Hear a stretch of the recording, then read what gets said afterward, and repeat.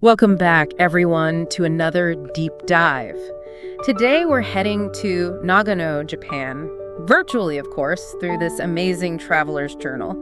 And it's not your typical travel itinerary. Yeah, it's more of a personal log, really, Yeah. full of observations and kind of their own thoughts and just little stories, things that give you a real feel for the place. Right, and it's all written in Japanese, which is pretty cool. I mean, it really gives you a glimpse into how someone from that culture experiences things, you know? Absolutely, it adds a whole different dimension. And right away, from the first page, you can tell this is someone who's, ready for anything.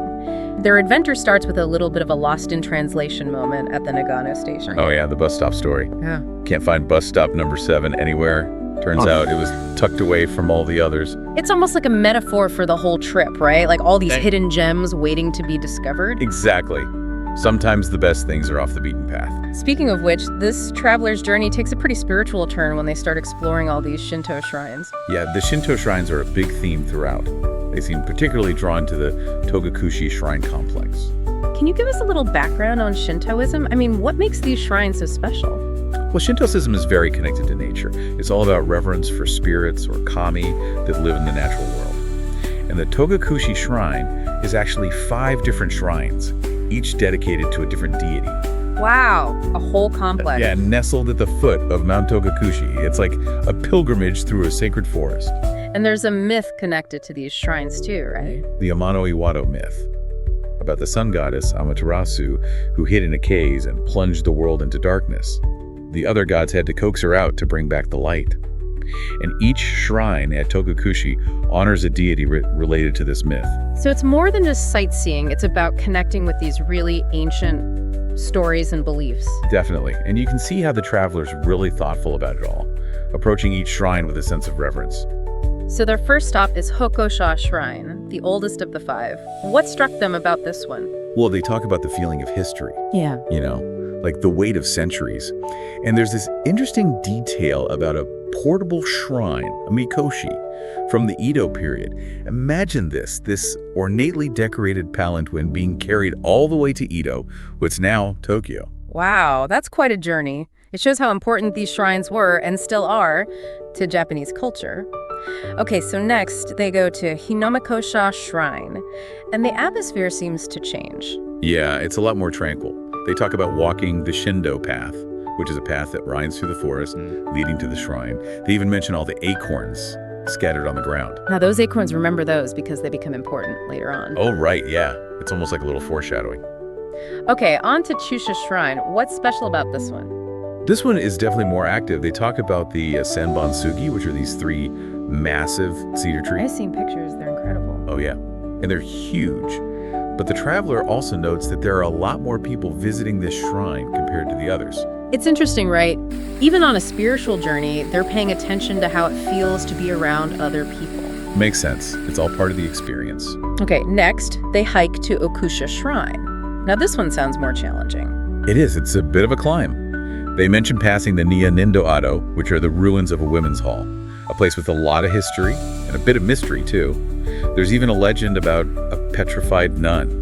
So even when they're pushing themselves physically, they're still discovering all these fascinating stories. Yeah, and then they reach the Okusha Shrine, and they describe this cedar-lined path leading up to it. It sounds breathtaking. I can imagine. And finally, they reach Kuzuryusha Shrine, the last one in the Togakushi complex. And this one's near the summit of Mount Togakushi, so it's quite an accomplishment to get there. It's dedicated to a dragon deity and associated with water. So they've experienced quiet contemplation, bustling crowds, and a pretty challenging hike, all in the name of exploring these shrines. But their journey through Nagano is just beginning. The fascinating thing is how they connect this spiritual experience with everything else they do. Yeah, it's not just about checking things off a list, it's about how everything fits together. And how it all shapes their personal journey. Yeah. So get ready, because we're about to delve into some unexpected detours, hidden gems, and all those little moments that make this trip so unique. It's interesting how they go from these very spiritual places to like a total foodie experience. Yeah, they're about to try Togakushi soba, which is, it's kind of a must-try when you're in Nagano. Right, a local specialty. Yeah.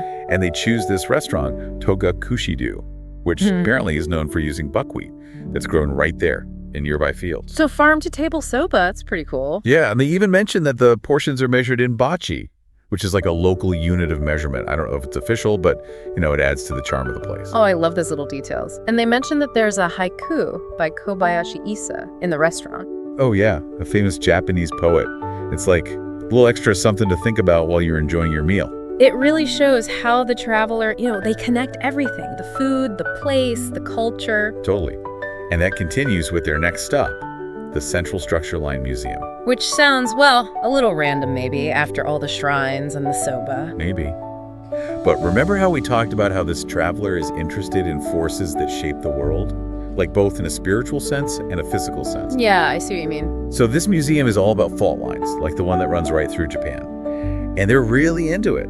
They even say they wish there was even more to see. It's like they can't get enough of learning about the natural world. Right, and that leads them to the Nizami no Toko rock formation. Have you seen pictures of this place? Oh yeah, it's amazing. Like something out of a fantasy movie. It is. Giant boulders everywhere, all shaped by erosion over, centuries. And there's a connection to folklore too, right? Nezame no Toko is linked to this story about Urashima Taro, a fisherman who goes to the Dragon King's palace under the sea. So it adds a whole other layer to the place. Oh yeah, I remember that story. Okay, and now remember those acorns we talked about? Right. Well, this is where they run into a bear. Yeah, it's a little scary, but also kind of exciting. They hear their bear bell ringing, and, well, there it is. Definitely makes you realize you're not alone out in the wilderness. No kidding. But even then, they still manage to appreciate the beauty of it all. They do, and then they have this funny experience trying to find dinner in Chino. Oh, the nurserymen convention. Of all things, they're ready for a quiet meal, and the town is overrun with nurserymen. It just goes to show you can plan all you want, but travel will always surprise you. So what do they end up doing for dinner? They find a gyoza no osho, which is, a chain restaurant. But sometimes you just need something familiar, right? Absolutely, especially after a day like that. Okay, so next, they decide to hike up Mount Moriya. And this time, they're ready.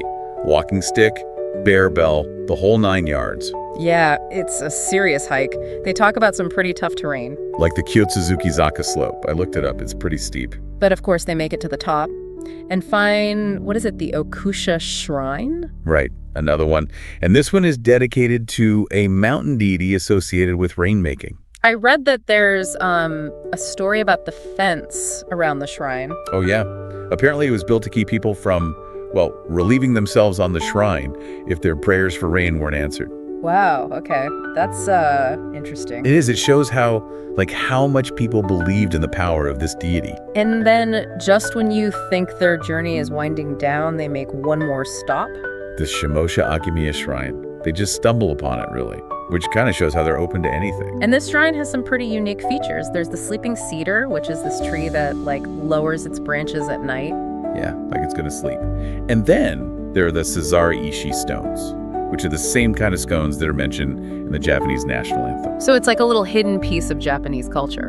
And with that, their trip comes to an end. It's been quite a journey. Shrines, soba, bears, nurserymen. Yeah, definitely not your average vacation. But before we wrap up, I think it's worth talking about what we can learn from this traveler. What makes their experience so special, and what can we, take away from it? Well, for me, it's their ability to weave all these different things together. They're not just seeing things, they're experiencing them and connecting them to their own personal journey. And they're so open to the unexpected. They get lost, they have a close encounter with a bear, their dinner plans get totally thrown off, and they just roll with it. Exactly. And those moments often turn out to be the most memorable. So I guess the question is, what can we learn from that? How can we, bring that same sense of adventure and openness to our own lives? I think what really stands out is how they embrace the unexpected.